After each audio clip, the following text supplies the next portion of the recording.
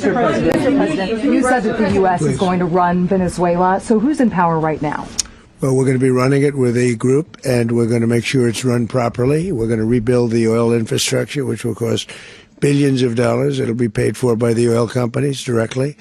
They will be reimbursed for what they're doing, but that's going to be paid. And we're going to get the oil flowing the way it should be. As you know, it was just a minor flow. It was actually a minor flow for what they have. But we're going to run it properly, and we're going to make sure the people of Venezuela are taken care of. We're going to make sure the people that were forced out of Venezuela by this thug are also taken care of. Mr.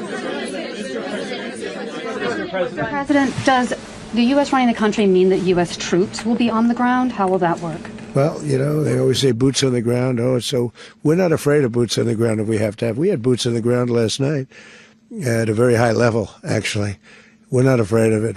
They stole our oil. We built that whole industry there, and they just took it over like we were nothing. And we had a president that decided not to do anything about it. So we did something about it. We're late, but we did something about it. Explaining the exact mechanism by which you're going to run the country. Are you going to designate a U.S. official to coordinate? Yes, it's all being done right now. We're designating people. We're talking to people. We're designating various people, and we're going to let you know who those people are.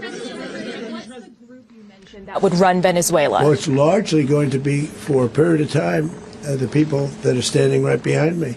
You said earlier today that you weren't going to back Machado to come back and be the opposition leader in your Fox and Friends interview. And then you also mentioned the vice president of Venezuela. Are you going to work with the vice president of Venezuela, or how do you foresee the relationship going? I understand she was just sworn in, but she was, as you know, picked by Maduro.